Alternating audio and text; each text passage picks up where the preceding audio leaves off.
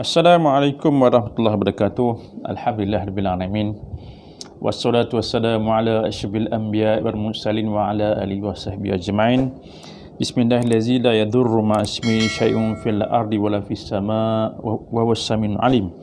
Amma ba'd ya.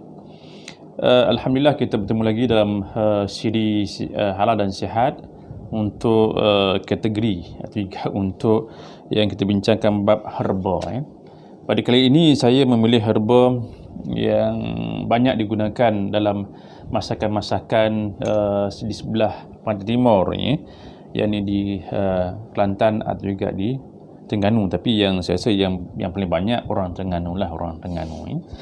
Apakah dia? Sesiapa yang biasa makan nasi dagang ya. Nasi dagang biasa kita akan lihat satu biji-biji yang ada dalam nasi dagang ni. Itu apa? Yang disebut sebagai halba. Halba kan? Bukan herba, halba. Siapa yang biasa makan nasi dagang, pengusaha nasi dagang memang tahulah bila disebut sebagai halba.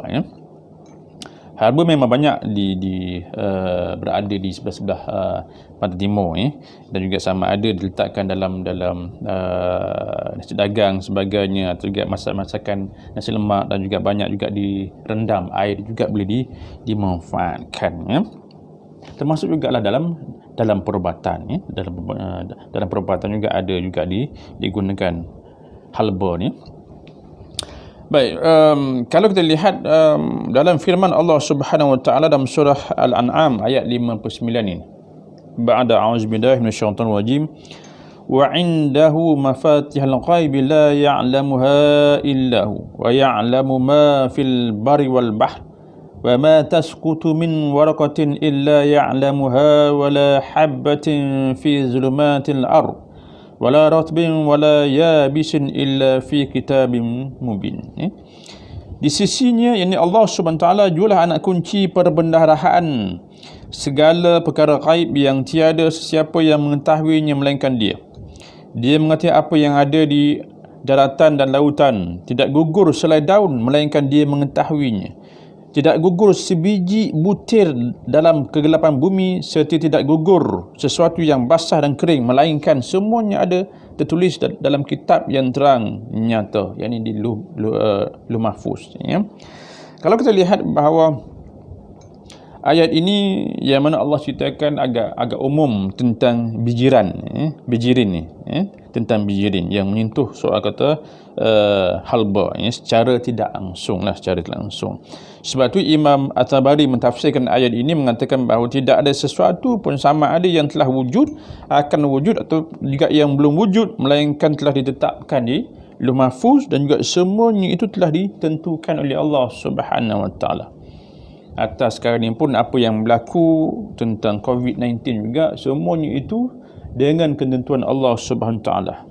Hatta dengan daun kering yang gugur di bumi pun juga semuanya dengan keizinan Allah Subhanahu wa taala. Baik.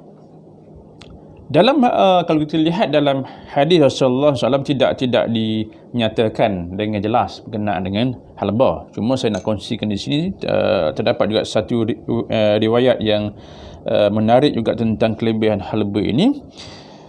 Diriwayatkan daripada Ismail bin Muhammad bin Sa'id bin Abi Waqqas, daripada ayahnya, beliau berkata, suatu hari Sa'ad menderita sakit ketika beliau bersama Rasulullah SAW dalam haji wada, maka Rasulullah juga menziarahi beliau.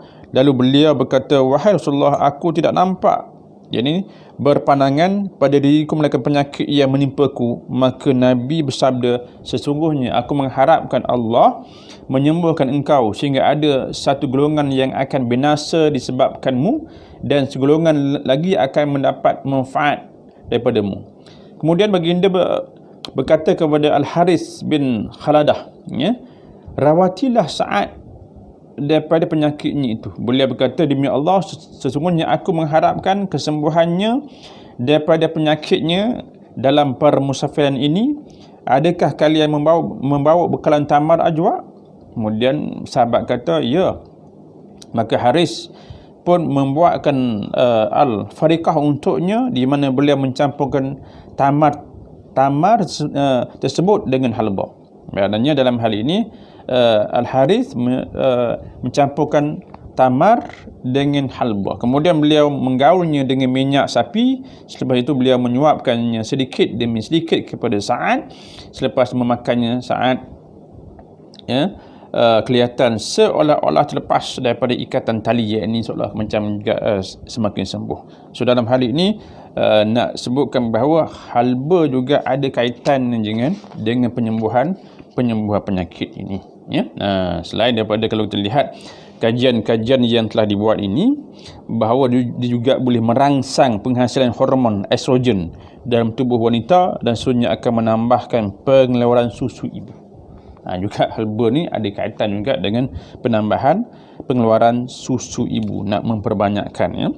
Dan juga halba boleh mengurangkan kadar glukosa dalam darah dan melambatkan proses penyerapan gula dalam tubuh serta mampu merangsang pengeluaran insulin apabila paras gula meningkat. Jadi kena amalkan jugalah makan halba, ya, halba ini, ya.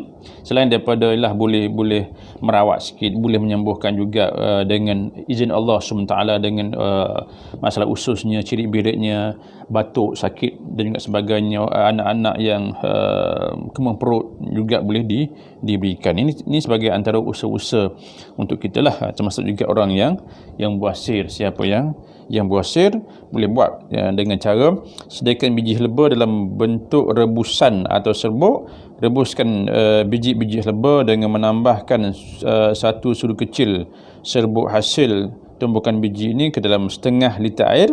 Rebus air selama 1 minit, kemudian saring dan juga minum beberapa kali dengan dos 1 sudu besar setiap jam. Itu antara orang yang kena penyakit buasir, kan, sakit buasir ni. Jadi antaranya bolehlah kita ikhtiarkan ni sebagai satu ikhtiar untuk kita, ya. Baik, itu juga antaranya, dan juga masalah-masalah orang perempuan yang untuk nak melancarkan haid juga begitu, ya. Nak melancarkan haid, ya. Rebus biji halba, kemudian campur gula serta minum sebelum tidur setiap hari, juga boleh melancarkan perjalanan haid bagi orang perempuan. Itu antara kelebihan-kelebihan yang ada pada halba. Halba, biji halba ni, ya. Jadi kalau kata kita yang nak masak, boleh letakkan biji halba. Jadi kalau kata ini juga boleh memberikan manfaat kesihatan kepada kita. Selain juga ia juga dikaitkan dengan yang disebutkan oleh Allah SWT, juga dalam dikaitkan juga dengan amalan yang diamalkan oleh para sahabat. Semoga dia yang bermanfaat. Kalau nak tahu untuk siri yang sebelum ni, bolehlah pergi kepada channel Ustaz Amri Halal. Jadi sekian, Assalamualaikum warahmatullahi wabarakatuh.